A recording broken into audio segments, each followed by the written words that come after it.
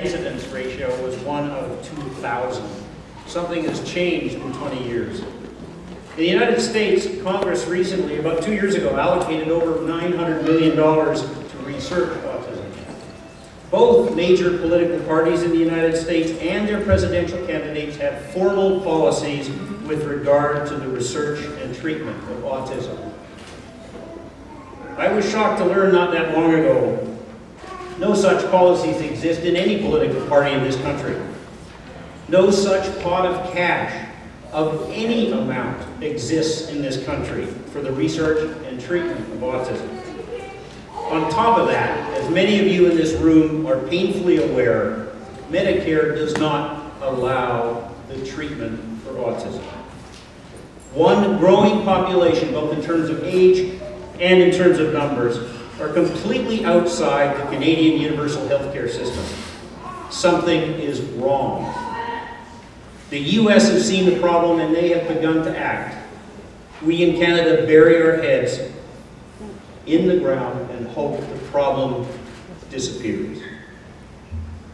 My name is Scott Ean. I'm a second-generation Vancouverite. Today, my name is not relevant. What is relevant is the message that we bring today. For me, being a parent has been a joy. My only child is 24. He enjoys a healthy and good lifestyle. He has never had to seek extreme medical care whatsoever. No one in my family has ever experienced the dramatic and devastating economic and emotional suffering experienced by a family whose child has been diagnosed with autism. All of us, regardless of race, religion, gender, or economic status, want the best for our kids. If that means access to scientifically proven treatments for autism, then that is what we expect, and that is, I submit, what we as Canadians must and should deliver.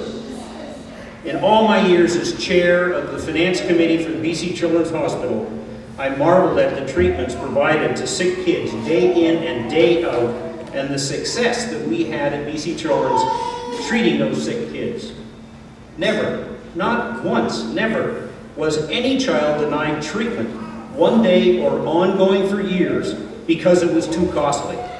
Not once was a family turned down and turned aside and sent to a road of financial ruin and family destruction because BC Children's Hospital found the treatment too costly. Treatments for autism are expensive, let's be clear about that.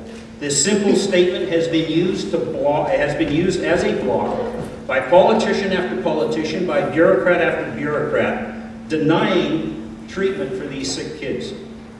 These kids and their families have been refused the universal health care they have a right to receive.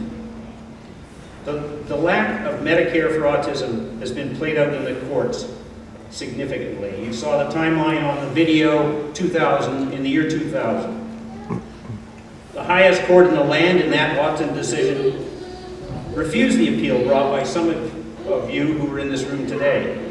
The justice said that they were sympathetic to the cause, and they suggested that the cause get political.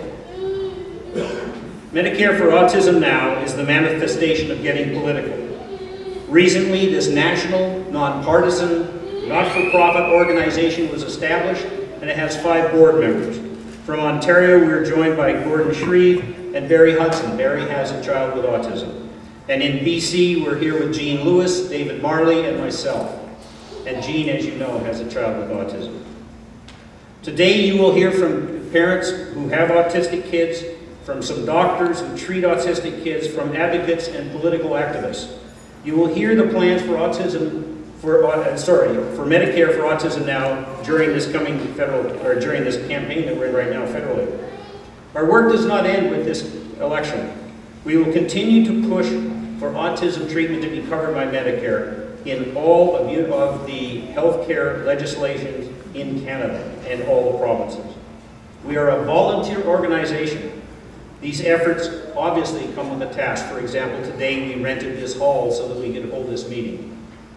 Support is asked from each and every one of you, and the support comes in a number of forms. One form, it comes in asking your wannabe MPs in your ridings, ask them all what is their position on autism and what are they prepared to do about it. And if they say nothing, meaning they say nothing, or they say we're prepared to do nothing, then tell them that we have a lesson that they should learn about. Another way, so that's your time as support. The second way in which you can help support is to donate. Whether it be $5 or $5,000, you can donate to Medicare for Autism now to help spread this word throughout the country. Again, through this federal election and into the future. We have a website, MedicareForAutismNow.org, and I encourage each and every one of you to look at that on a frequent basis. But also when and if you're prepared to donate, there is a function in the website where you can do it with a credit card or with PayPal.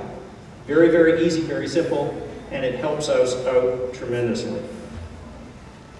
With your continuing help, we can drive this issue, this awful issue, to a place where autistic children and their families gain an equal status in our society.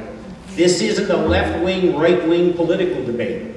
It's a debate about what's right or what's wrong in this country that we all live in. I have not much more to say, thankfully. I would like to say, however, thank you for your patience to start today. We were a little bit slow.